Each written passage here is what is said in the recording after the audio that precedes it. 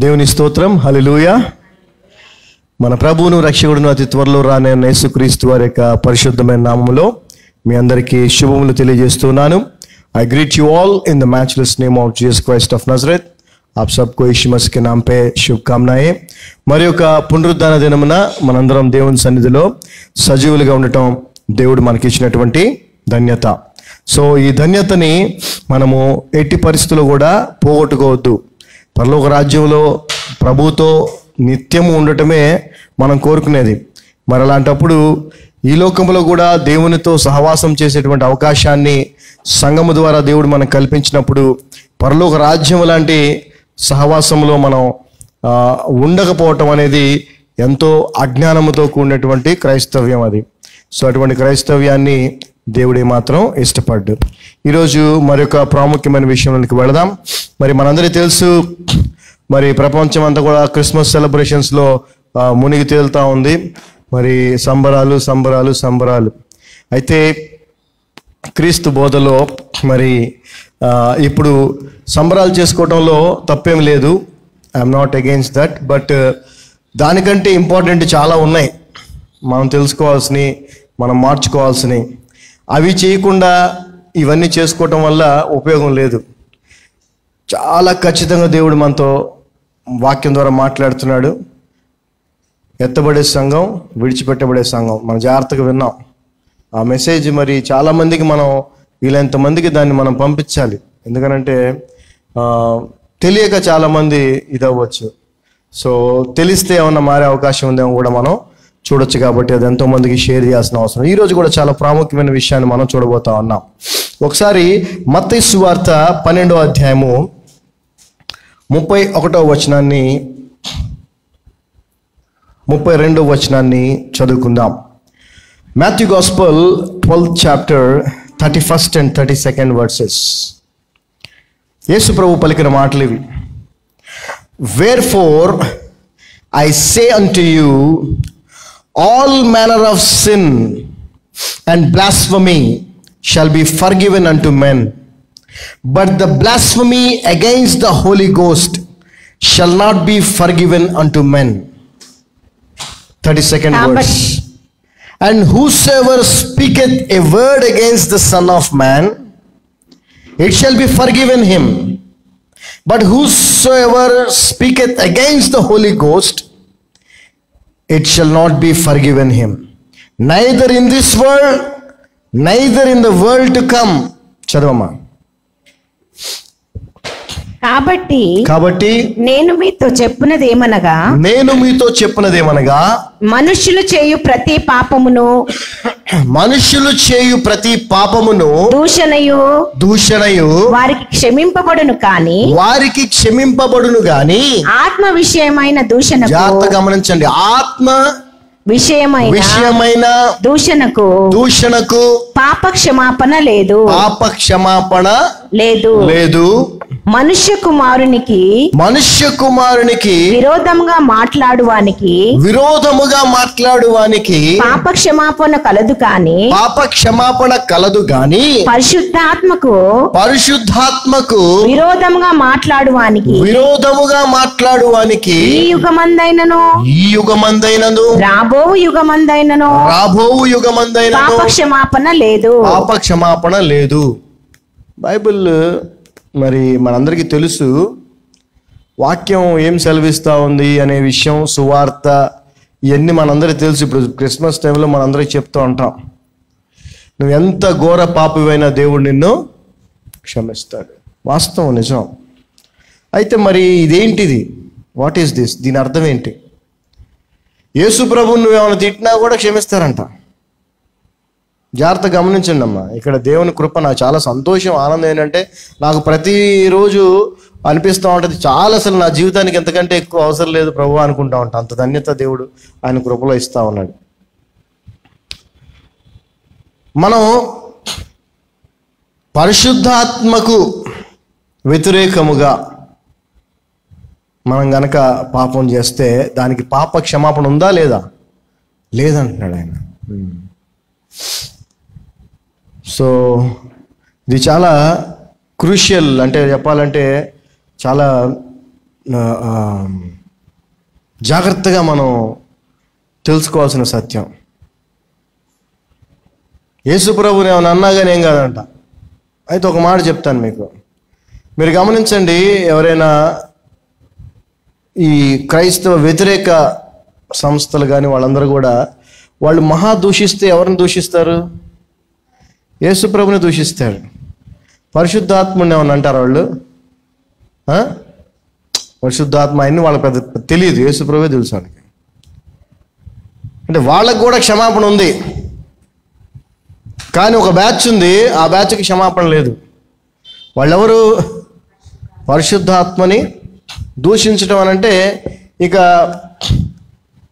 Against అనుకోవాలి, ఇంక చెప్పాలంటే ఆపోజిట్.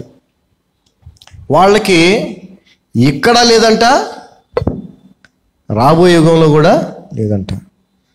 సరే, నేను ఎప్పుడు మీకు చెప్తూనే ఉంటాను ఏమనంటే, బైబిల్ గ్రంథాన్ని మనం 3 రకాలుగా చూడాలి అని. పాత నిబంధన, క్రొత్త నిబంధన.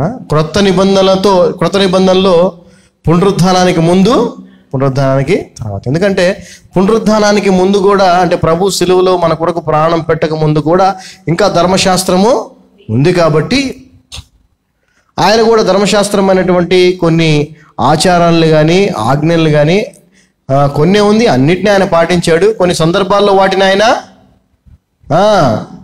పాటించకుండా వాటికి వ్యతిరేకంగా కూడా చేశాడు. అంటే ఆయన కృప అనే దాన్ని కొంత రుచి చూపించాడు, కొంత తెలియజేశాడు. అయితే ఆ పరిపూర్ణమైన కృపను, శాశ్వత కృపను, సర్వసత్యమును పరిశుద్ధాత్ముని ద్వారా మనకి అందించాడు. సో పునరుద్ధానం తర్వాత వేరు. సో ఈ మాటలు మనం అనుకోవచ్చు, ప్రభు మరి ధర్మశాస్త్రం ఉన్న సమయంలో మాట్లాడారు కాబట్టి ఒకవేళ అందులోంచి ఏమైనా తీసుకొచ్చి ఏమైనా మాట్లాడారేమో, సో పాత నిబంధనను బట్టి ఆయన చెప్పాడేమో అని అనుకోవచ్చు. అయితే ఒకసారి మనం యోహాన్ రాసిన మొదటి పత్రిక చూద్దాం. యోహాన్ రాసిన మొదటి పత్రిక 5వ అధ్యాయము 16వ వచనం. 1 John 5th chapter 16th verse. If any man see his brother sin a sin which is not unto death, he shall ask, and he shall give him life for them that sin unto death, not unto death. There is a sin unto death. I do not say that ye shall pray for it. చదవమ్మా. తన సహోదరుడు మరణకరము కాని పాపము చేయగా. జాగ్రత్త గమనించండి, ఇక్కడ 2 రకాల పాపాలని యోహాను గారు చెప్తున్నారు.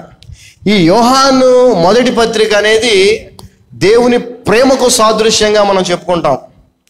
దేవుని ప్రేమను గురించి చెప్పేటువంటి పత్రికగా దీన్ని ప్రపంచవ్యాప్తంగా అందరూ చెప్తూ ఉంటారు. ఈ పత్రికలో ఆయన లాస్ట్లో ఈ 16వ వచనంలో అంటున్నాడు, చదవమ్మా. తన సహోదరుడు మరణకరము కాని పాపము చేయగా. మరణకరము కాని పాపము చేయగా. అమ్మ దయ జాగ్రత్త చెప్పండి, ఎందుకంటే ఓకే. తన సహోదరుడు మరణకరము కాని పాపము చేయగా ఎవడైనను చూచిన ఎడల అతడు వేడుకొనును. అతన్ని బట్టి దేవుడు మరణకరము కాని పాపము చేసిన వారికి జీవము దయచేయును. మరణకరమైన పాపము కలదు. అట్టి దాన్ని గూర్చి వేడుకొనవలెనని నేను చెప్పుటలేదు. సో మరి ఏంటి దీని అర్థం? 2 రకాల పాపాలను చెప్తున్నాడు ఇక్కడ. మరణకరమైన పాపము, మరణకరము కాని పాపము. ఎవరైనా అంట మనకు తెలిసిన వాళ్ళు, ప్రభువుని నమ్మిన వాళ్ళు, ఇదంతా నేను చెప్తున్నాను జాగ్రత్తగా మళ్ళీ చెప్తాను, ఎందుకంటే తెలియాలి క్రైస్తవ సమాజానికి, సువార్తలు అందరికీ. కానీ పత్రికలు ఎన్నున్నాయే అవి నమ్మిన వారి కోసం రాయబడ్డాయి. జాగ్రత్త గమనించి, విశ్వాసులకు రాయబడ్డాయి. ఇక్కడ రాయబడే వాటన్నిటిని మన అన్యులతో మనం ఎప్పటికీ పోల్చకూడదు. ఇవన్నీ క్రైస్తవులుగా యేసుప్రభు నమ్మిన బిడ్డలకి, విశ్వాసులకు రాసినాయి. సో ఇక్కడ అంటున్నాడు, మన సహోదరుడు ఎవడైనా ఒకవేళ పాపము చేస్తే, ఏ పాపము? మరణ కారణము కాని పాపము చేస్తే, అది మనకు తెలిస్తే, దాని కొరకు మనం ప్రభువుని వేడుకుంటే, మనము వేడుకున్న దాన్ని బట్టి ప్రభువు కనికరించి అతన్ని ఆ పాపమును క్షమిస్తాడంట. అయితే ఇంకో మాట అంటున్నాడు, ఏమని? మరణకరముకు పాపం ఒకటి ఉంది, దానికోసం మిమ్మల్ని ప్రార్థన చేయమని నేను చెప్పట్లేదు.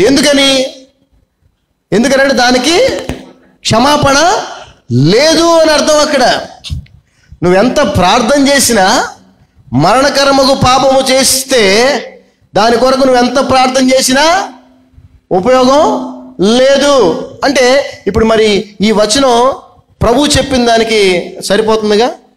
ఏమండి, ప్రభు అన్నాడు కదా, దేనికైనా పాప క్షమాపణ ఉంది, కానీ దేనికి లేదన్నాడు? పరిశుద్ధాత్మునికి వ్యతిరేకముగా, లేదంటే ఆయన్ని దూషించడం, లేదంటే ఆయనకు వ్యతిరేకంగా చేసే పాపానికి పాప క్షమాపణ ఇక్కడ లేదు, అక్కడ రాబోయే యుగంలో కూడా లేదు. మరి యోహానుని మనం ఏమంటారు, దేవుడు బాగా ప్రేమించిన శిష్యుడు అని చెప్పి కూడా మనం అంటాం.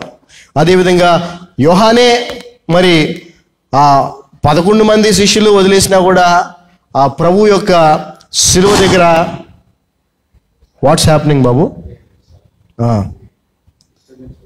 ఓకే, ప్రభు యొక్క శిలువ దగ్గర అతను ఒక్కడే ఉన్నాడు.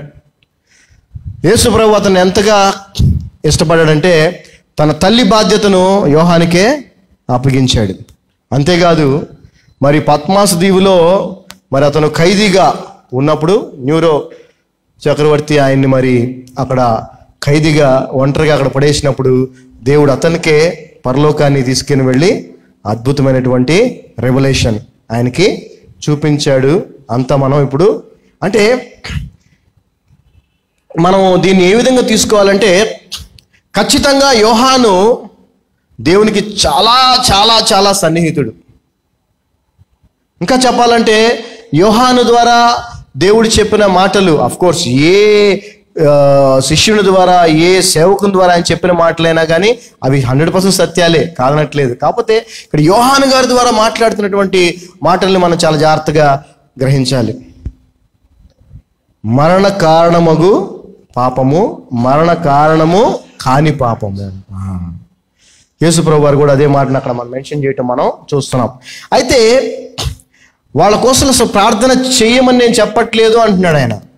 అంటే మీ టైం వేస్ట్ చేసుకోవద్దు అంటున్నాడు. ఆ తర్వాత సరే, ఇది మరి పాత నిబంధనలో కొన్ని సందర్భాల్లో జరిగింది. ఇది అదొక్కసారి చూసి మనం ముందుకెళ్దాం. ఇర్మియా గ్రంథము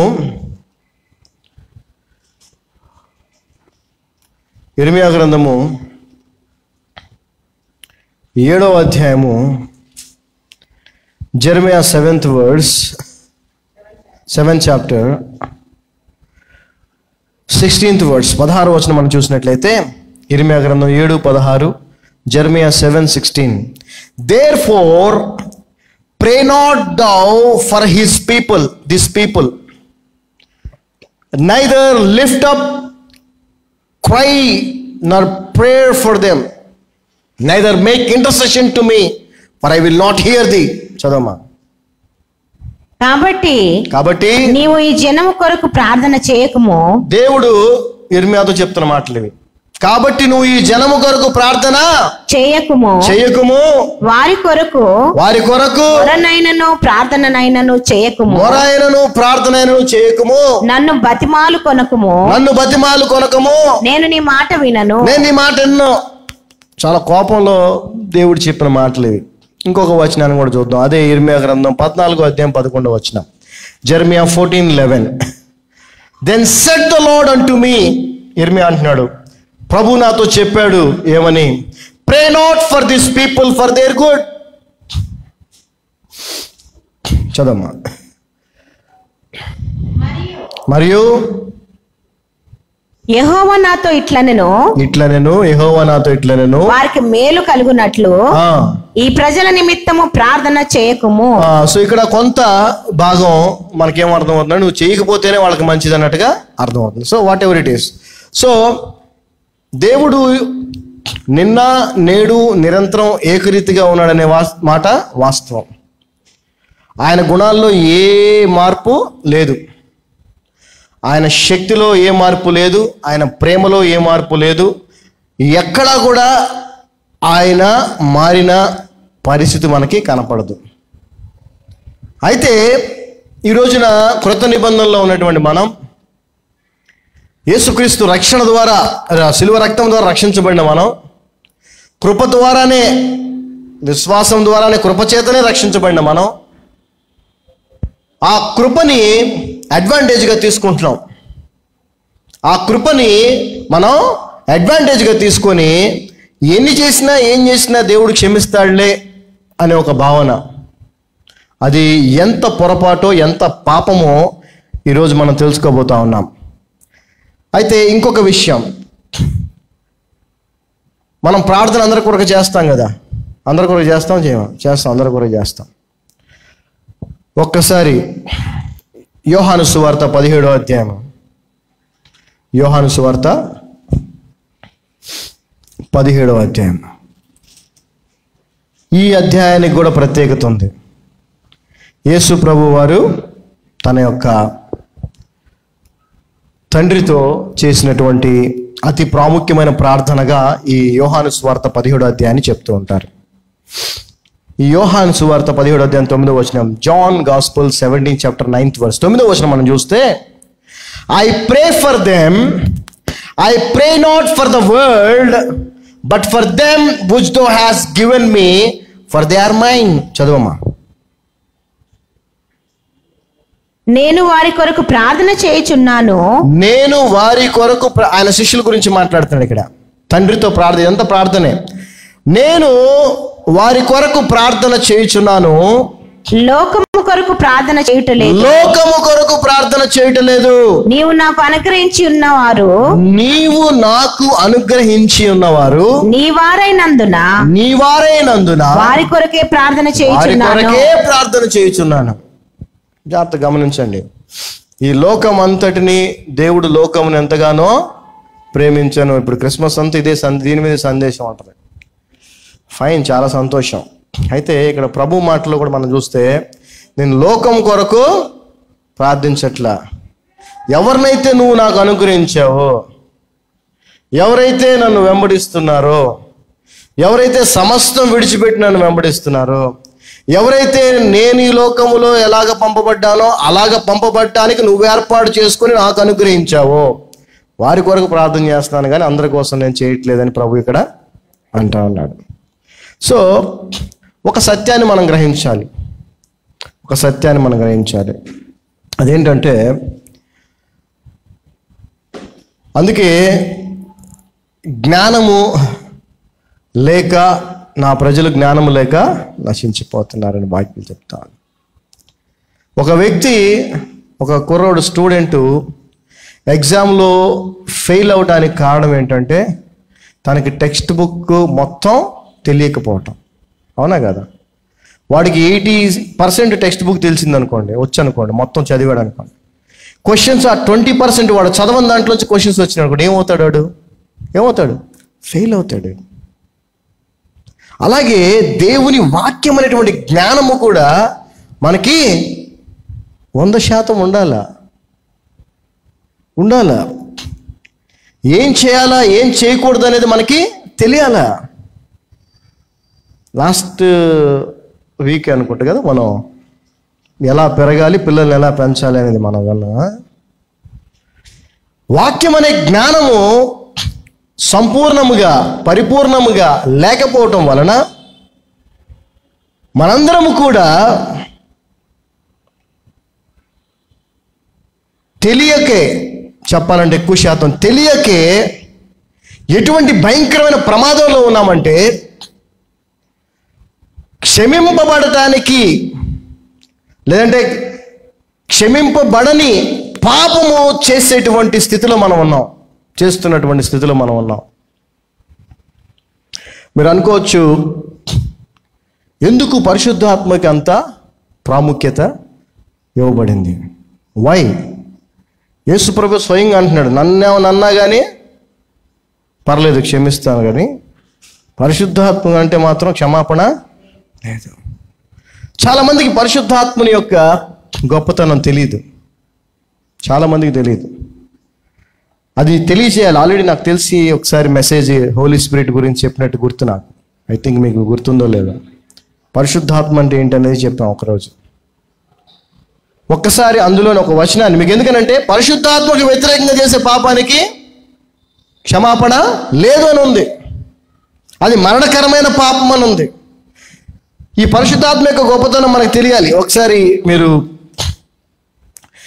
యోహాను సువార్త 14వ అధ్యాయము, ఎస్, దేవుని స్తోత్రం, వీఆర్ వెరీ రైట్. పాస్టమ్ గారు కరెక్ట్గా చెప్పారు, జ్ఞాపకం ఉంది పాస్టమ్ గారికి. యోహాను సువార్త 14వ అధ్యాయము 16 నుంచి మనం చూసుకుంటే ఇక్కడ యేసు ప్రభువు చెప్తున్నారు, and I will pray the father and he shall give you another comforter, that he may abide with you forever, even the Spirit of truth, whom the world cannot receive, because it seeth him not, neither knoweth him, but ye know him, for he dwelleth with you and shall be in you. చదవమ్మా. నేను తండ్రిని వేడుకొందును, మీ యొద్ద ఎల్లప్పుడూ ఉండుటకై ఆయన వేరొక ఆదరణకర్తను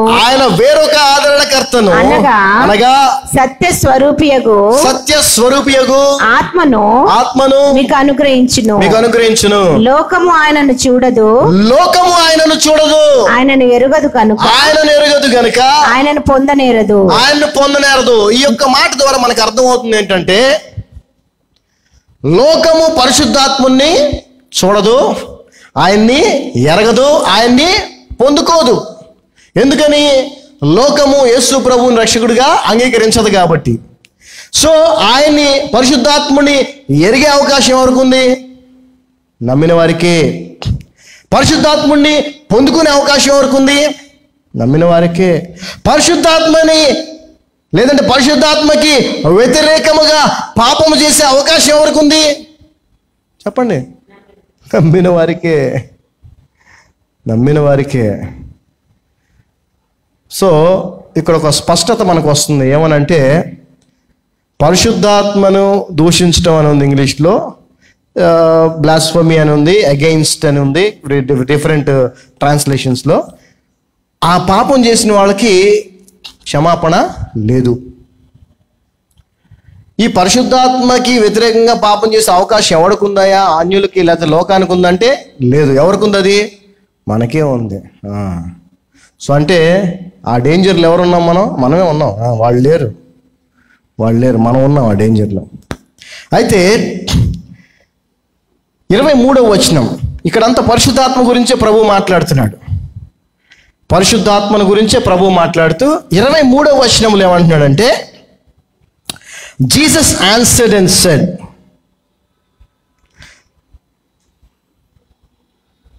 if a man love me, he will keep my words, and my Father will love him, and we will come unto him and make our abode with him. చదవమ్మా. యేసు ఒకడు నన్ను ప్రేమించిన ఎడల, ఎవరైతే నన్ను ప్రేమిస్తారో వాడు నా మాట గైకొనును. ఎవరైతే నేను చెప్పిన మాటలు, వాక్యము, బోధని అనుసరించి జీవిస్తారో, అప్పుడు నా తండ్రి వానిని ప్రేమించును, అతన్ని నా తండ్రి కూడా ప్రేమిస్తాడు.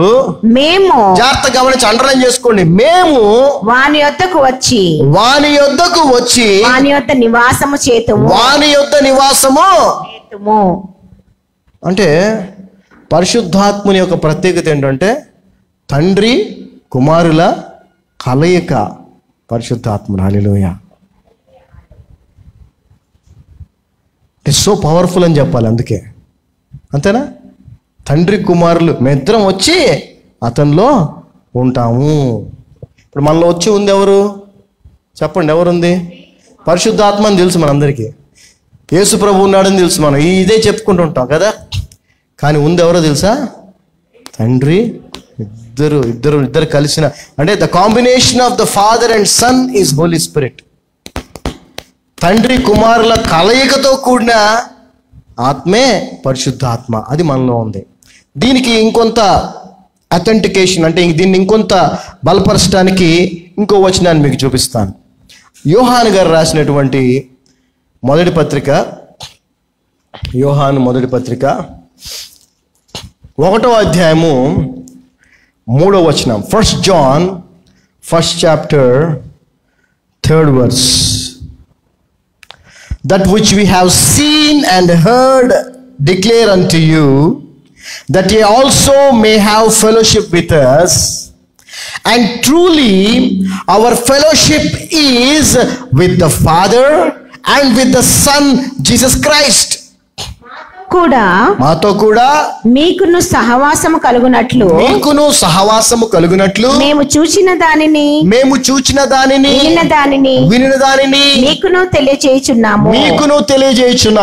మన సహవాసం అయితే, జాగ్రత్తగా గమనించండి, మన సహవాసం అయితే తండ్రితో కూడాను ఆయన కుమారుడైన యేసుక్రీస్తుతో కూడాను ఉన్నది. ఇప్పుడు మన సహవాసం ఎవరితో ఉందో తెలుసా? పరిశుద్ధాత్మతో ఉందని మనకు బాగా తెలుసు. అయితే దాన్ని యోహాను గారు ఏమని చెప్తున్నారు? ఇప్పుడు మన సహవాసం ఎవరితో ఉందంటున్నాడు? తండ్రితోనూ కుమారునితోనూ. అంటే పరిశుద్ధాత్మ అనేది తండ్రి కుమారుల కలయికతో కూడినటువంటి ఆత్మ. మీరు జాగ్రత్తగా గమనించండి. చాలా సినిమాల్లో కూడా మనం చూస్తూ ఉంటాం, ఇలాంటి జనరల్గా కూడా మనం సొసైటీలో కూడా చూస్తూ ఉంటాం. పిల్లోడు ఉంటాడు, కొడుకే ఉంటాడు, లేకపోతే కూతురే ఉంటుంది, ఏదైనా గొడవ ఇద్ది, లేదు భార్య భర్తలు అనుకుందాం, ఏదైనా గొడవ ఇద్ది. ఈ నుండి పుట్టిక్కిన మీ నాన్న తగలిపోయేదో అని వాళ్ళ నాన్న ఏదన్నా అన్నాడు అనుకోండి, ఏమేమంటుంది తెలుసా? ఏమంటుంది? ఇక నువ్వు నన్నేమన్నాను, మా అమ్మ నాన్న జోలికి వచ్చావు అనుకో, ఊరుకొని అంటది. ఈ అబ్బాయి కూడా అంతేనా? నన్నంటే అను, మా అమ్మ నాన్న.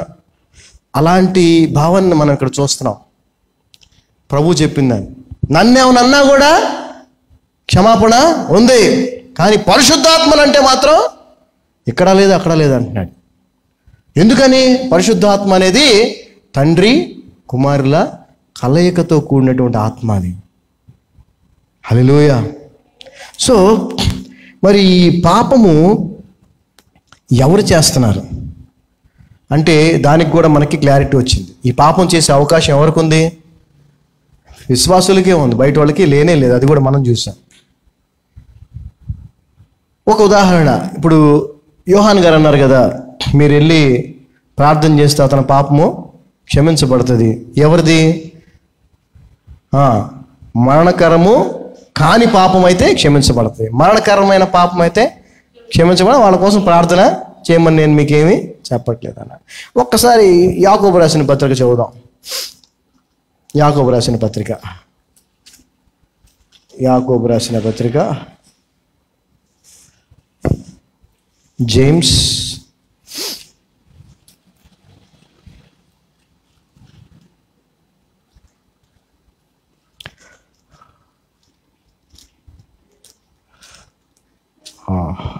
Fifth chapter, James 5th chapter 14 and 15th verses, 14-15 వచనాలు. యాకోబు రాసిన పత్రిక 5వ అధ్యాయం 14-15 వచనాలు. Is any sick among you, let him call for the elders of the church and let them pray over him, anointing him with oil in the name of the Lord. And the prayer of faith shall save the sick, and the Lord shall raise him up. And if he hath committed sins, they shall be forgiven him. చదవమ్మా. మీలో ఎవడైనను రోగి అయి ఉన్నాడా అతడు సంఘపు పెద్దలను పిలిపించవలెను వారు ప్రభువు నామమున అతనికి నూనె రాచి అతని కొరకు ప్రార్థన చేయవలెను విశ్వాస సహితమైన ప్రార్థన. ఈ ప్రార్థనలో కూడా విశ్వాసముతో ఎవరైతే ప్రార్థన చేస్తారో ఆ ప్రార్థన ఆ రోగిని స్వస్థపరచును. ప్రభు అతన్ని లేపును.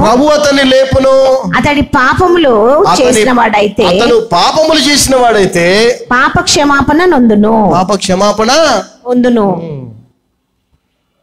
అంతే కదా. యేసుప్రభు దగ్గరికి పక్షవాయువు గలవాడిని తీసుకొచ్చారు. వాళ్ళు తీసుకొచ్చింది దేనికోసం?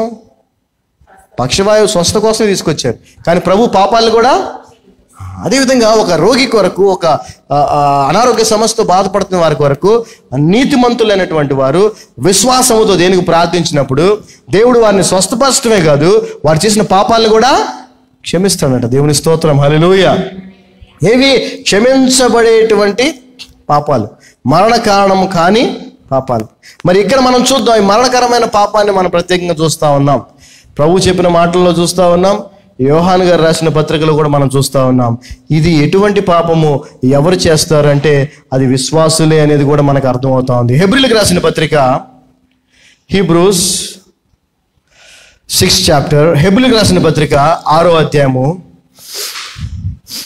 4 నుంచి చదువుకుందాం. Hebrews 6th chapter from 4th verse. మన దేవునికి సమస్తము సాధ్యము అనేదే, లేదంటే సమస్తము సాధ్యము అనేదే బైబిల్ చెప్తా ఉంది. అయితే అసాధ్యం అనే పదాన్ని మనం బైబిల్లో ఇక్కడ చూస్తాం, ఇంకెక్కడ చూడం. ఇంపాసిబుల్ అనే పదాన్ని మనం ఇంకెక్కడ చూడం, ఇక్కడ చూడబోతున్నాం. మనం అసాధ్యం అనే దాన్ని మనం ఇక్కడ చూడబోతున్నాం. అదేంటంటే జాగ్రత్తగా వినండి. For it is impossible for those who are once enlightened and have tasted the heavenly gift and were made partakers of the Holy Ghost. ఇక్కడ దీని అర్థం ఏంటంటే, ఇది అసాధ్యమంట. ఏది అసాధ్యము? ఎవరైతే ఒకసారి వెలిగించబడి, అంటే వెలుగైన యేసుక్రీస్తు ప్రభువుని తెలుసుకొని, and have tasted the heavenly gift, పరలోక సంబంధమైన బహుమానం అనేటువంటి రక్షణ ఏదైతే ఉందో దానిని రుచి చూచి, and were made partakers of the holy ghost, పరిశుద్ధాత్మతో వీరు పాలివారై ఉన్నారు.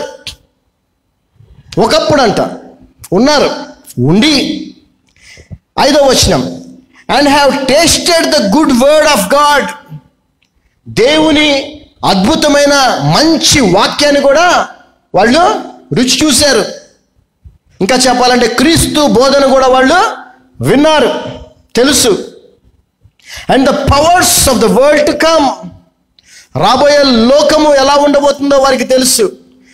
ఆ పరలోక రాజ్యం యొక్క శక్తిని కూడా ఈ లోకములో వాళ్ళు రుచి చూశారు. అద్భుతం రూపంలోనో స్వస్థత రూపంలోనో ఏదో కార్యంగా వాళ్ళ రుచి కూడా చూశారు. 6వ వచనం, ఇఫ్ దే షల్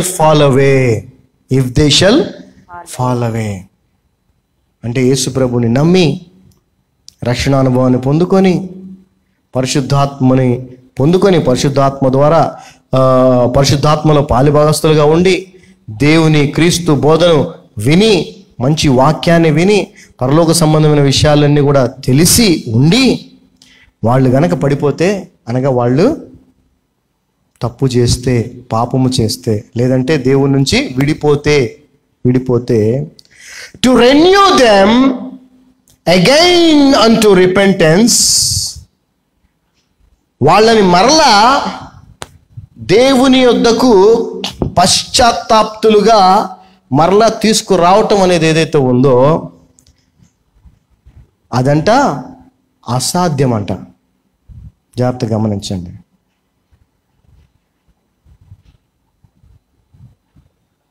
మేము అదే అనుకుంటా ఉంటాం, పాస్టర్ గారు, మేము అదే అనుకుంటా ఉంటాం. ఎంతోమంది ప్రభువుని నమ్మారు, రక్షించబడ్డారు, సంఘానికి వచ్చారు, వాక్యం విన్నారు, కానీ ఇప్పుడు ప్రభువుని వదిలేసిన విధంగా జీవిస్తున్నారు. ఎన్నోసార్లు మేము వాళ్ళ దగ్గరికి వెళ్తూ ఉంటాం, చెప్తా ఉంటాం, అమ్మా ఎందుకమ్మా అట్లాగా రెండమ్మా ప్రభు. వాళ్ళు వినట్లా, మారట్లా. కొన్ని సంవత్సరాలకు జరుగుతుంది.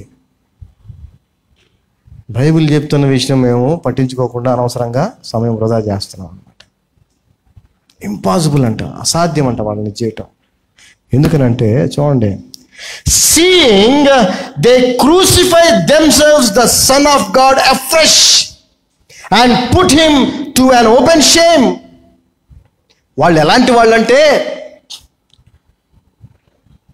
ప్రభువుని మళ్ళీ ఫ్రెష్గా చక్కగా మళ్ళీ ఫ్రెష్గా ఆయన మళ్ళీ సిలువేస్తున్న వాళ్ళు అంట.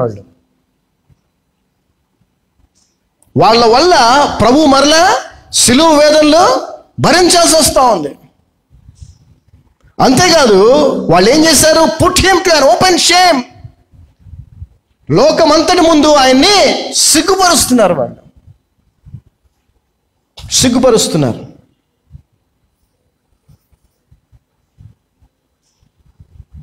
ఆదివారం చర్చిలో, ఇంట్లో క్రిస్టియన్స్, సోమవారం నుంచి శనివారం సాయంత్రం దాకా ఎవరాళ్ళు చెప్పండి, ఎవరాళ్ళు? హిందువులు, ఎస్సీలు. ఏం చేస్తున్నారు తెలుసా? వాళ్ళు యేసు ప్రభుని సిలువ వేస్తున్నారు. నిన్న ఎల్బీ స్టేడియంకి వెళ్ళాం. అక్కడ తెలంగాణ గవర్నమెంట్ క్రిస్మస్ సెలబ్రేషన్స్ చేసింది. మరి మనకు కూడా సంఘానికి పాస్లు అవి ఇచ్చారు. మరి నేను పాస్టర్ గారు వెళ్ళటం జరిగింది. కొంతమంది వద్దాం అనుకున్నారు, రాలేకపోయారు. ఎనీవే అక్కడికి వెళ్తే ఒక 100 మంది కోయర్ పాటలు పాడుతున్నారు. స్టేజ్ మీద చూస్తే బడాబాబులు, ఇంకా చెప్పాలంటే దొంగలు, ఎక్కువ శాతం దొంగలు ఉన్నారు స్టేజ్ మీద. ఇక కింద అంతా చూస్తే కూడా చాలా క్రైస్తవ సమాజం మొత్తం. అయితే నాకు అనిపించింది, పక్కన ఇంకో పాస్టర్ గారు కూర్చుంటే వాళ్ళని అడిగాను, అయ్యా ఎంతమంది ఉన్నారు, ఎంతమంది క్రిస్టియన్స్ ఉంటారయ్యా అన్నాడు. అయ్యో అందరు క్రైస్తవులేనండి అన్నాడు ఆయన. అట్ట అయిద్దండి, ఇట్లా ఇట్లా అని చెప్పాను. అంటే తక్కువే ఉంటారండి అన్నాడు.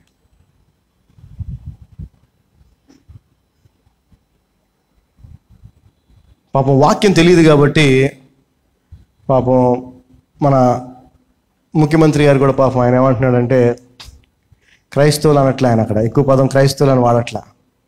మిషనరీస్ చేసిన సేవను బాగా పొగిడాడు ఆయన. ప్రభుత్వాలతో పోటీపడి వాళ్ళు చేశారు. ఇంకా చెప్పాలంటే కొన్ని సందర్భాల్లో కొన్ని విషయాలు ప్రభుత్వం కంటే ఎక్కువ వైద్యపరంగా కానీ విద్యాపరంగా కానీ క్రిస్టియన్ సంస్థలే వాళ్లే చేశారన్నాడు. కానీ ఇక్కడ సభను ఉద్దేశించి మాట్లాడుతున్నప్పుడు మాత్రం దళిత క్రైస్తవులైన మీకు నేను ఎప్పుడు అండగా ఉంటా అంటున్నాడు. దళిత క్రైస్తవులు అంటున్నాడు. ఆయన తెలియదు కదా పాపం. వాక్యంలో ఆయన ఒప్పుకుంటే నేను క్రైస్తవులని, ఒప్పుకోకపోయినా అటు ఇటు 50-50గా ఉన్నా క్రైస్తవులుగా చలామణి అవుతున్నారు వీళ్ళంతా. పాపం ఆయన తెలియదు. ఆయన చెప్పేవాళ్ళు ఎవరు పాపం చెప్పరుగా, ఎందుకంటే ఎక్కువ శాతం వీళ్ళే ఉంటారు కదా. జాగ్రత్తగా గమనించండి. క్షమించబడని అంటే క్షమించబడటానికి వీలు లేని పాపము చేస్తున్న క్రైస్తవ సమాజమా, మేలుకో లేదంటే మారు. కానీ బైబిల్లో ఇది కూడా ఉందండి. ఏమని? వాళ్ళు మారని ఉంది. చాలా బాధ వేస్తుంది నాకు. వాళ్ళు మారరండి. మీరు అనుకుంటున్నారు మారుతారు అనుకుంటున్నారా? మారరాళ్ళు. మారటం ఇంపాసిబుల్ అంటున్నాడు దేవుడు. వాక్యమే చెప్తుంది వాళ్ళు మారరు. ప్రభుని అంగీకరించాం. నేను ప్రభుని అంగీకరించాను, రక్షకుడిని అంగీకరించాను. నేను ఇక ఈ జీవితంలో నేను ప్రభు కోసమే జీవిస్తాను, క్రైస్తవుడిగా జీవిస్తాను. నాకు హిందువుగా లేదంటే హిందువులో ఒక రిజర్వేషన్లో నాకు వచ్చిన ఉద్యోగం నాకు అవసరం లేదు అని ఎవడని చెప్పగలడా? చెప్తారా? వాళ్ళు పాపం అనుకుంటున్నారు సేవ చేస్తున్నాము, పాటలు పాడుతున్నాము, వాక్యం చెప్తున్నాము, ఎన్ని చేస్తున్నాం అనుకుంటున్నారు. కానీ యేసు ప్రభువుని బాహటంగా సిలువ వేస్తున్నారు వీళ్ళంతా. వాళ్ళు మాత్రమే కాదండి, వాళ్ళు మాత్రం అది మేజర్. ఎందుకనంటే అది చాలా మేజర్. విడవబడే సంఘంలో వాళ్ళే ఎక్కువ ఉంటారు.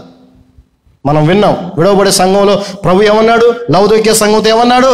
మీరు నన్ను తృణీకరించారు. యు డినైడ్ మీ, మీరు నా నామం ఎరగనన్నారు మీరు అన్నాడు.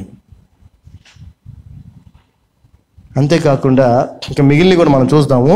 So let me complete this. 7వ వచనం, 7th verse. For the earth which drinketh in the rain that cometh off upon it, and bringeth forth herbs meet for them by whom it is dressed, receiveth blessing from God. But that which beareth thorns and briars is rejected, and is nigh unto cursing, whose end is to be burned. చదవమ్మా. ఎట్లనగా భూమి తన మీద తరచుగా కురియు వర్షము త్రాగి, ఎవరి కొరకు వ్యవసాయము చేయబడునో వారికి అనుకూలమైన పైరులను ఫలించుచు దేవుని ఆశీర్వచనము పొందును. అంటే ఇక్కడ దీని అర్థం ఏంటంటే, కంక్లూడ్ చేయాలంటే, బ్రీఫ్ గా చెప్పాలంటే, ఎవరైతే దేవుని వాక్యానుసారముగా జీవిస్తూ దేవుని కృపను పొందుకుంటూ ఉంటారో వారు ఖచ్చితంగా మంచి పంటను ఫలిస్తారు. దేవుని ఆశీర్వాదముగా వారు పంటను ఫలించే వారిగా ఉంటారు. చదవమ్మా 31. అయితే 8 ముళ్ళ తుప్పలను గచ్చ కీటలను దాని మీద పెరిగిన ఎడల అది పనికి రానిదని విసర్జింపబడి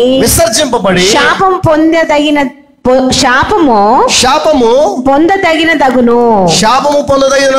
తుదకది కాల్చివేయబడును. ఏమర్థం అవుతుందండి ఈ 2 ఎగ్జాంపుల్స్ పైన చెప్పిన దాన్ని బట్టి? ఎవరైతే ప్రభువుని ఎరిగిన వారి ఉండి కూడా పరిశుద్ధాత్మతో కొంత సహవాసము, అటాచ్మెంటు ఉండి కూడా పరిశుద్ధాత్మకు వ్యతిరేకముగా జీవిస్తున్నారో, పాపాలు చేస్తున్నారో, వాళ్ళ పరిస్థితి ఏంటి? తుదకు కాల్చబట్టమే. క్షమాపణ లేదు వాళ్ళకి క్షమాపణ లేదు. హెబ్రీయులకు రాసిన పత్రిక 10వ అధ్యాయం, ఇంకా డీప్గా వెళదాం. హెబ్రీయులకు రాసిన పత్రిక 10వ అధ్యాయము 26 నుంచి ఒకసారి చదువుకుందాం. Hebrews 10th chapter from 26th verse. For if we sin willingly, after that we have received the knowledge of the truth, there remaineth no more sacrifice for sins. మనము సత్యమును గూర్చి అనుభవ జ్ఞానము పొందిన తరువాత తెలుసు, మనకి ఏం చేయాలో ఏం చేయకూడదో తెలుసు.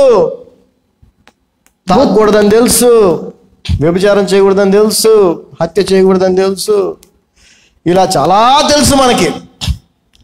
అవన్నీ తెలిసిన తర్వాత కూడా బుద్ధిపూర్వకంగా కావాలని తెలిసే పాపం గనక మనము చేసిన ఎడల పాపములకు బలి ఇకను ఉండదు. కానీ 27th verse. But a certain fearful looking for of judgment and fiery indignation which shall devour the adversaries. చదవమా. న్యాయపు తీర్పునకు భయముతో ఎదురు చూచుటయు విరోధులను దహింపబో తీక్షణమైన అగ్నియు ఇకను ఉండును. ఏముంటదండి వాళ్ళకి? ఏముంటదంట? చెయ్యొద్దు అని తెలిసి కూడా ఆ పాపం చేస్తే పాప క్షమాపణ ఉంటుందని ఉందా ఇక్కడ? చెప్పండి, జాగ్రత్తగా గమనించండి. నీకు తెలుసు అది చేయకూడదని, అయినా నువ్వు చేసావు, అయితే దానికి క్షమాపణ ఉందా? లేదంట. ఏముంటుందంట? తీర్పు కోసం ఎదురు చూడటం, వాళ్ళతో పాటు కలిసి శిక్షకు పాత్రలు అవటమే. ఎందుకని? 28. He that despiseth Moses' law died without mercy under 2 or 3 witnesses. Of how much sorer punishment suppose ye shall he be thought worthy, who hath trodden under foot the Son of God. ఈ పదాన్ని మరి ఎలా రాశారో కూడా నాకు అర్థం కాలేదండి. రాయటానికి కూడా చాలా ధైర్యం కావాలి, కానీ పరిశుద్ధాత్ముడు రాయించాడు కాబట్టి రాశారు. He hath trodden under foot the Son of God and hath counted the blood of the covenant wherewith he was sanctified an unholy thing, and hath done despite unto the Spirit of grace. చదవమ్మా. ఎవడైనను మోషే ధర్మశాస్త్రమును నిరాకరించిన ఎడల ఇద్దరు ముగ్గురు సాక్షుల మాట మీద కనికరింపకుండా వాణ్ణి చంపించుదురు. ఇది పాత నిబంధనలో అలా జరిగేది. ఎవడన్నా తప్పు చేస్తే ఇద్దరు ముగ్గురు సాక్షులు ఉంటే చాలు, వాళ్ళని చంపేసేవాళ్ళు. ఇట్లుండగా దేవుని కుమారుని పాదములతో త్రొక్కి ఏం చేస్తున్నారండి వీళ్ళు? పాదాలతో త్రొక్కుతారు. మనం చర్చిల్లో చాలా మంది, చర్చిలు కాదులేండి, సారీ, చర్చి బిల్డింగ్స్ ని చాలా మంది పగలగొట్టం చూపిస్తూ ఉంటారు టీవీలో. మన వాళ్ళ గుండెలు చెదిరిపోతా ఉంటాయి. ఏం కాదు, వాళ్ళు చర్చి బిల్డింగ్ కొట్టేసి యేసుప్రభు బొమ్మ ఉంటుంది, దాన్ని కాలుతో తొక్కుతూ ఉంటాడు. మరియమ్మ బొమ్మ ఉంటుంది, దీన్ని చూసి మన వాళ్ళు వీడియోలో కస కస కస చూపిస్తూ ఉంటారు. ఏం కాదు, ఆ బొమ్మ దేవుడా? అది ఇంకా విగ్రహారాధన. వాళ్ళు చేసేది మంచి పని ఏంటండి? ఆ బొమ్మల్ని పగలగొట్టడం చేసేది ఏంటి? మంచి పని. మంచి పనా చెడ్డ పనా? విగ్రహారాధన చేయకుండా ఉన్న వాటిని వాడు పగలగొట్టి మనకి హెల్ప్ చేస్తున్నారా బాబు? వీడు 10 సార్లు చూపిస్తాడు టీవీ నైనోడు కానీ వాడు అదే టక టక టక టక చూపిస్తూ ఉంటాడు. విగ్రహం పగలగొట్టారు, యేసు ప్రభు పగలగొట్టారు అని, కాలుతో తొక్కారు అని. వాళ్ళు కాదురా బాబు తొక్కుతుంది. యేసు ప్రభు నమ్మి రక్షణ అనుభవం పొందుకొని సత్యం యొక్క అనుభవ జ్ఞానం ఉండి బుద్ధిపూర్వకంగా తెలిసి తప్పు చేస్తున్నావే, నువ్వు యేసు ప్రభువుని పాదాలతో తొక్కుతున్నావు.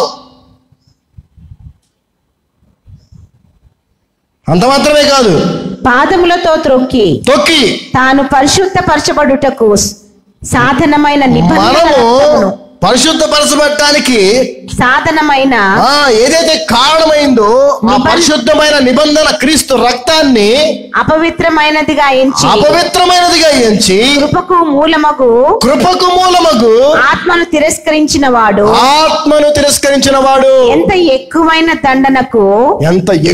దండనకు పాత్రుడుగా ఎంచబడునని మీకు తోచును. ఏమని చెప్పండి, మీరు చెప్పండి. ఎంత భయంకరం అండి అసలు అది. యేసుప్రభు నమ్మిన వాళ్ళు ఎవరైతే ఆయన్ని దేవుడు కాదు అని 50-50 ఉన్నారు, వాళ్ళందరూ ఈ పని చేస్తున్నట్టే. యేసుప్రభు నమ్మిన తర్వాత చేయకూడని పనులు చేయకూడదని తెలిసి కూడా చేస్తున్న వాళ్ళు ఎవరైతే ఉన్నారో, నేను కానీ మనం కానీ ఎవరైనా మనందరం కూడా చేస్తున్నటువంటి పాపం ఏంటంటే, ఆయనంటే మన పాదాలతో మాట అంటానికే కానీ చెప్పాలి, తప్పదు. వాక్యం అది చెప్పాలి, పలకాలి. ఎందుకంటే చెప్పాలి కదా, తెలియాలి కదా అందరికీ. ఆయన మన పాదాలతో తొక్కి ఆయన నిబంధన రక్తాన్నంట అపవిత్రమైందిగా మనం ఎంచుతున్నామంట. అంతేకాదు, పరిశుద్ధాత్మ కృప ద్వారా మనకు అనుగ్రహించబడిన పరిశుద్ధాత్మని మనము ఏం చేస్తున్నామమ్మా? చదువు.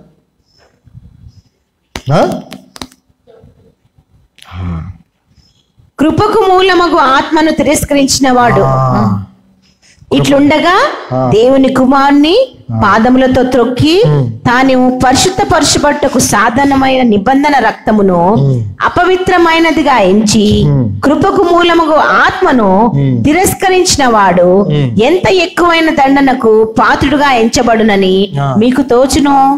చూడండి, ఆలోచించండి ఒకసారి. మనం చేస్తున్న పాపాలు ఎంత భయంకరం. తెలిసి చేస్తున్నవి, తెలియక చేస్తున్నాయి కాదు, తెలిసి చేస్తున్నాయి.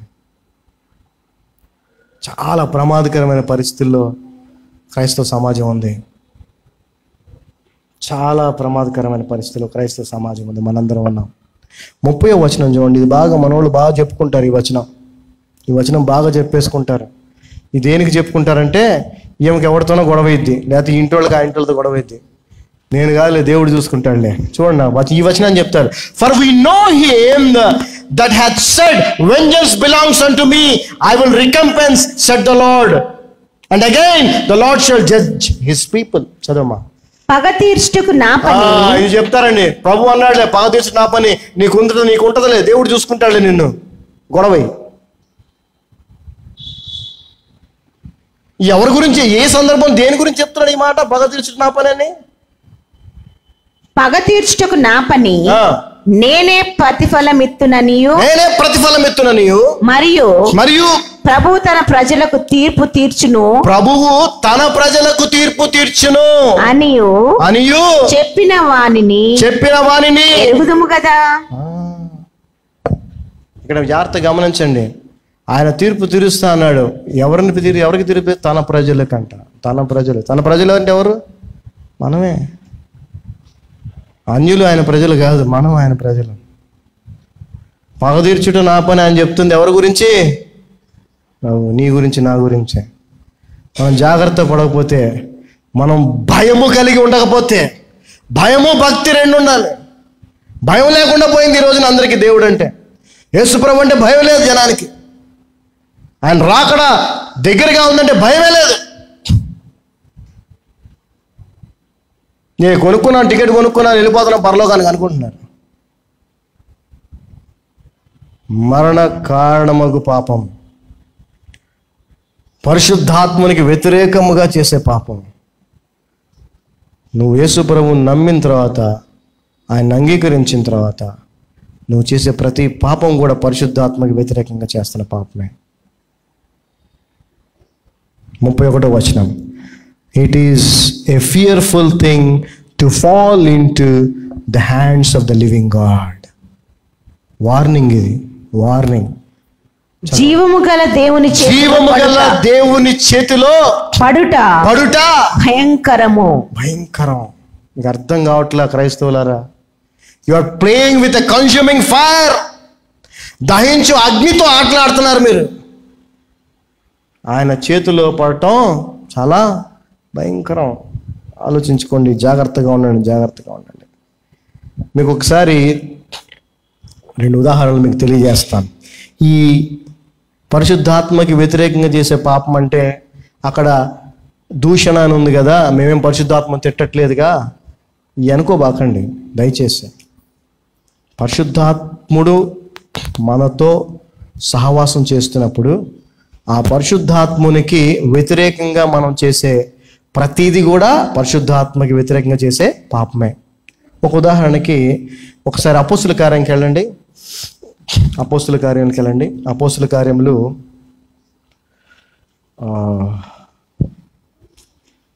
యాక్ట్స్ 5th chapter 5వ వచనం. 5th chapter acts 5th chapter 1 to 3 1 నుంచి 3 వరకు చదువు. ఇది అందరికి బాగా తెలిసినటువంటి సంఘటన. అనన్య సిపోరా అని ఎదురున్నారు కదా, మనందరికీ తెలుసు. ఇక్కడ చూడండి, but a certain man named Ananias with సిపోరా his wife sold a possession and kept back part of the price, his wife also being privy to it, and brought a certain part and laid it at the apostles' feet. But Peter said unto Ananias, why hath the Satan filled thine heart to lie to the Holy Ghost and to keep back part of the price of the land? చదవమ్మా. అననీయ అను ఒక మనుష్యుడు తన భార్య అయిన సపీరాతో ఏకమై పొలమమ్మెను. భార్య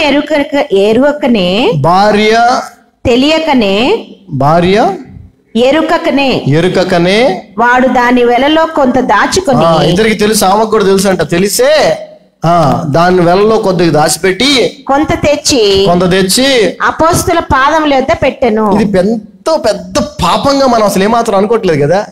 దేవుడు ఎన్నో చెప్తుంటాడు మనకి చేయమని, మనం చెయ్యం.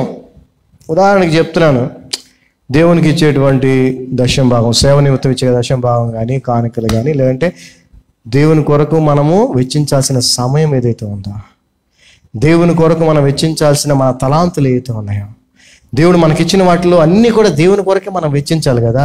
అవి మనం చేస్తున్నామా? పూర్తిగా చేయట్లే. వీళ్ళు కూడా చేయలే, అమ్మారు, మొత్తం అపోస్తుల పాదాల దగ్గర పడేస్తా ఉన్నారు అందరూ. వీళ్ళు కూడా అలా చేయాలి, కానీ చేయకుండా ఏం చేశారంటే కొంచెం దాచిపెట్టుకున్నారు. అప్పుడు పేతురు అననీయా, నీ భూమి వేలలో కొంత దాచుకుని పరిశుద్ధాత్మను మోసపుచ్చుటకు. ఎవరిని మోసపుచ్చాడంటే ఆయన? పరిశుద్ధాత్మ. పేతురునా? శిష్యులనా? యేసుప్రభునా? దేవుడు తండ్రి అని దేవుడినా ఎవరిని మోసపుచ్చాడంట? పరిశుద్ధాత్మను మోసపుచ్చుటకు సాతాను ఎందుకు నీ హృదయమును ప్రేరేపించెను. అర్థమవుతుందా? ఆ తర్వాత వాళ్ళకి ఏమైంది కూడా మనకు తెలుసు. మరి వాళ్ళు ఆ చనిపోయే గ్యాప్లో పశ్చాత్తాప పొందారా లేదా అనేది మనకు తెలియదు, రాయబడి లేదు. మరి అదే పాపములో వాళ్ళు చనిపోయి ఉంటే వాళ్ళు ఎక్కడికి వెళ్ళి ఉంటారు? ఎక్కడికి వెళ్ళి ఉంటారు చెప్పండి? ఎక్కడికి? నరకమేగా. కానీ వాళ్ళు దేవుణ్ణి ఎరిగిన వాళ్ళు, వాక్యాన్ని అనుసరించి జీవించేవాళ్ళు. కానీ ఒక్క పొరపాటు వాళ్ళు చేశారు. దాన్ని మీరు గమనించండి. దావీదు కూడా కీర్తనలో చాలాసార్లు ఆయన పాపం చేశానని అండు, నేను దేవునికి వ్యతిరేకముగా పాపము చేశాను అంటాడు. మనం పాపం చేశామని అంటాం, కానీ మనం చేస్తుంది పాపము దేవునికి వ్యతిరేకంగా పాపం. అది మనం ఏ పాపం చేసినది దేవునికి, పరిశుద్ధునికి వ్యతిరేకంగా చేస్తున్నాం. పరిశుద్ధాత్ముడు మనలో ఈ రోజున ఉన్నాడు. దావీదు సమయంలో పరిశుద్ధుడు అక్కడ ఉన్నాడు, ఈయన ఎక్కడుండి పాపం చేశాడు. అవునా? కానీ ఇప్పుడు ఆ పరిశుద్ధుడు, ఆ పరిశుద్ధాత్మ ఎక్కడుంది? ఎక్కడే ఉన్నాడు, మనం ఎక్కడే పాపం చేస్తున్నాం. మళ్ళీ చదవం ఒకసారి 3వ వచనం, జాగ్రత్తగా వినండి. అప్పుడు పేతురు అననీయా నీ భూమి వెలలో కొంత దాచుకుని పరిశుద్ధాత్మను మోసపుచ్చుటకు సాతాను ఎందుకు నీ హృదయమును ప్రేరేపించెను. ఈ రోజున ఈ సాతాను ప్రేరణలోనే ఎక్కువ శాతము క్రైస్తవ సమాజము పాపాలు చేస్తూ ఉన్నారు, కంటిన్యూ చేస్తూ ఉన్నారు. అనుకుంటున్నారు మాకేమీ కాదులే, దేవుడు క్షమించేస్తాడులే అని. నువ్వు చేస్తున్నది పాపము పరిశుద్ధాత్మకి వ్యతిరేకంగా. పరిశుద్ధాత్మకి వ్యతిరేకంగా చేసే పాపానికి క్షమాపణ లేదు, ఇక్కడ లేదు అక్కడ లేదు అని ప్రభు స్పష్టంగా చెప్తాడు. ఒకసారి మత్తయి సువార్త 27వ అధ్యాయము 1 నుంచి 6 వరకు చదువుకో. ఇది కూడా మా అందరికి బాగా తెలిసిందే, బట్ స్టిల్ మీకు తెలియాలి, ఈ పాయింట్ తెలియాలి కాబట్టి మీకు చెప్తున్నాను. When the morning was come, all the chief priests and elders of the people took counsel against Jesus to put him to death. And when they had bound him, they led him away and delivered him to Pontius Pilate, the governor. The Judas, which had betrayed him, when he saw that he was condemned, repented himself and brought again the 30 pieces of silver to the chief priests and elders, saying, I have sinned in that I have betrayed the innocent blood. And they said, what is that to us? See thou to it. And he cast down the pieces of silver in the temple and departed and went and hanged himself. ఉదయమైనప్పుడు ప్రధాన యాజకులను ప్రజల పెద్దలందరూ యేసును చంపింపవలెనని ఆయనకు విరోధముగా ఆలోచన చేసి ఆయనను బంధించి తీసుకొని పోయి అధిపతి అయిన పొంతి పిలాతునకు అప్పగించిరి. అప్పుడు ఆయనను అప్పగించిన యూదా గురించి తెలుసా మీకు? ఏమండి, యూదాకి యేసుప్రభు తెలీదా? తెలీదా? యూదాకి యేసుప్రభు బోధ తెలీదా? యేసుప్రభు మార్గం తెలీదా? శిష్యుల్లో ఒకడండి ఆయన. అన్నీ తెలుసు. తెలుసా తెలీదా? అన్నీ తెలుసు. ఆయనతో కలిసి ప్రయాణం చేశాడు చాలా కాలం, దగ్గర 3.5 సంవత్సరాలు ప్రభుతో కలిసి సేవ చేశాడు. కానీ సాతానుడు దూరాడు, మనందరికీ తెలుసు. ఆయనకి దురాశ వచ్చింది, అప్పగించేశాడు. ప్రభువుని అప్పగించిన తర్వాత చదువు ఏం జరిగింది? అప్పుడు ఆయనను అప్పగించిన యూదా ఆయనకు శిక్ష విధింపబడట చూచి పశ్చాత్తాపపడి. సో ఇక్కడ యూదా విషయంలో అయితే పశ్చాత్తాపడని రాసిందండి. ఓకే, ఎనీవే నెక్స్ట్ పశ్చాత్తాప. ఆ 30 వెండి నాణెములు ఆ 32 నాణేలు ప్రధాన యాజకుల యొద్దకును ప్రధాన యాజకుల యొద్దకును పెద్దల యొద్దకును మరలా తెచ్చి పెద్దల యొద్దకును మరలా తెచ్చి నేను నిరపరాధ రక్తమును అప్పగించి పాపము చేస్తుందని చెప్పాను. పాపము చేస్తుందని చెప్పాను. వారు దానితో మాకేమి, నీవే చూసుకొనివని చెప్పగా అతడు ఆ వెండి నాణెములు దేవాలయంలో పారవేసి పోయి ఊరి పెట్టుకొనెను. ఏమైంది యూదా పరిస్థితి? చూడండి, ఇప్పుడు యూదా చేసింది ఎవరికి వ్యతిరేకంగా చేశాడు? పరిశుద్ధాత్మకి వ్యతిరేకంగా పాపం చేశాడు. అయితే పశ్చాత్తాపడ్డాడని ఇక్కడ మరి రాయబడి ఉంది. సో పశ్చాత్తాపడ్డాడు కాబట్టి దేవుడు మరి క్షమించాడో లేదో నాకైతే తెలియదు. సో ఆయన పరలోకంలో ఉండొచ్చు, నరకంలో ఉండొచ్చు, మనకు తెలియదు. ఆ విషయం మనకు తెలియదు. పశ్చాత్తాపడ్డాడని రాయబడింది కాబట్టి మేబీ దేవుడు క్షమించాడేమో అనుకుంటాను. అయితే ఇక్కడ ముఖ్యంగా మీకు చెప్పాల్సిన విషయం ఏంటంటే, మనందరం కూడా పరిశుద్ధాత్మకు వ్యతిరేకంగా పాపాలు చేస్తున్నాం, చేయట్లేదా? చేస్తున్నాం. అంటే మనందరము మరణ కారణముగు పాపాన్ని చేస్తున్నాం, క్షమించబడటానికి అవకాశం లేని పాపాలని చేస్తున్నాం. అయితే దేవుని కృప గొప్పది. మనము గనక పశ్చాత్తాపడి ఆ పాపాలను ఒప్పుకొని ఇక మీదట చేయకుండా ఉంటే పరలోకానికి వెళ్తాం. ఒకవేళ అదే కంటిన్యూ చేస్తే మాత్రం ఆలోచించుకోండి, మీ ఇష్టం. చాయిస్ ఎప్పుడు మందే. ప్రభు మార్గంలోకి వచ్చిన తర్వాత వేరే రూట్లోకి వెళ్ళనే కూడదు. వేరే ఏమి లోక మర్యాదలు అవి అన్నీ మొత్తం వదిలేయాలా? మనకు అర్థం కాదు. మన వాళ్ళు చాలామంది ఎందుకు వస్తున్నాయి ఈ పరిస్థితులు, ఎందుకు వస్తున్నాయి అనుకుంటా ఉంటారు. మీ స్వయం కృతాపరాధమే, మీ చేతులారా మీరు చేసుకుంటున్నారు. మీరు ప్రభువులో ఉండండి, ప్రభు మార్గంలో ఉండండి. అది చాలా కష్టమైన పరిస్థితే, చాలా ఇబ్బందులు వస్తాయి. ఎంతోమంది నీకు ఆప్తులైన వారు నీ నుంచి దూరం అయిపోతారు. ఎన్నో భయంకరమైన ఆర్థిక ఇబ్బందులు వస్తాయి, అవమానాలు వస్తాయి, చేయని తప్పులు నీ మీద పడతాయి. అయినా కూడా నువ్వు దేవునిలో నిలకడగా ఉన్నట్లయితే పరలోక రాజ్యానికి వెళ్తావు. హల్లెలూయా. లేదు, లోకంతో పాటు సర్లే అని చెప్పేసి నువ్వు కాంప్రమైజ్ అయిపోతే అది నువ్వు చేసే పాపము పరిశుద్ధాత్మకి వ్యతిరేకంగా చేస్తున్న పాపం. దానికి క్షమాపణ ఉండదు. నేను అందుకే అనుకుంటాను, ఆ సిలువులో దొంగ కంటే ధన్యుడు ఈ లోకంలో ఎవరు ఉండరు అనుకుంటాను.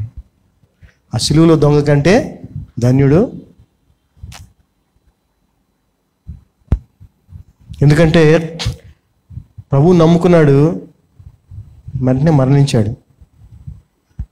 అందుకే ప్రభుతో వెంటనే వెళ్ళిపోయాడు. మనం మరణించే క్షణములో మన ఆత్మీయ స్థితి ఏదైతే ఉంటుందో అదే మన యొక్క గమ్యాన్ని నిర్దేశిస్తుంది. పరలోకమా నరకం అనేది. అలా అని చెప్పి మరణం ఎప్పుడో మనకు తెలుసా అంటే అది మనకి తెలియదు. అందుకే దేవుడు తను ప్రేమించిన శిష్యులకు, తను ప్రేమించిన వారందరికి కూడా ఆకస్మిక మరణాలను ఎప్పుడు ఇవ్వలేదు, ఇవ్వడు కూడా. ఎందుకంటే ప్రతి మనిషి తెలుసో తెలియక పాపము చేస్తాడు. అయితే ఎప్పుడైతే ఆకస్మికంగా మరణించకుండా శ్రమ పొంది మరణిస్తామో అప్పుడు ఖచ్చితంగా మనము పరలోకానికి వెళ్ళే అవకాశం ఉంటుంది. నేను అలాంటి మరణాన్ని కోరుకుంటున్నాను. హల్లెలూయా, ఆమేన్. తెలియదు కదా ఏ క్షణంలో మనకి మరణం వస్తుంది. చాలామంది నిద్రలోనే హాయిగా చచ్చిపోయాడండి. ఎంత మంచి మరణమో! మంచి మరణం కాదురా బాబు, ప్రమాదకరమైన మరణం అది. So be careful. పండగ చేసుకోండి, తప్పులేదు. కానీ అసలు మనం ఏ పరిస్థితుల్లో ఉన్నాం అది కూడా తెలుసుకోండి. యేసు ప్రభు ఆ యొక్క వ్యభిచారంతో పట్టుబడిన స్త్రీని వాళ్ళు రాళ్లతో కొట్టి చంపాలని వస్తే మీలో పాపం చేయని వాడు మొదటి రాయి వేయమంటే ఎవడు వేయకుండా వెళ్ళిపోయాడు. ఈయన ఒక్కడే మిగిలిపోయాడు. అయితే ఎవరు లేరా అని ఆమెను అడిగితే ఎవరు లేరా, అందరూ వెళ్ళిపోయారు. అయితే నేను నిన్ను క్షమించేస్తాను, ఇక మీదట పాపము చేయొద్దు అన్నాడు. క్షమించబడింది మనం పాపంలో కంటిన్యూ చేయటానికి కాదు, ఇక మీదట పాపము చేయకుండా ఉండడానికి. Be careful in every single particular aspect. ప్రతి చిన్న విషయం కూడా జాగ్రత్తగా ఉండండి. ఎందుకంటే ఒక చిన్న పాపం చేసి ఆ పాపం చేసిన స్థితిలో నువ్వు కనుక మరణిస్తే అనన్య సిపోరలాగా నరకానికి వెళ్ళిపోతావు.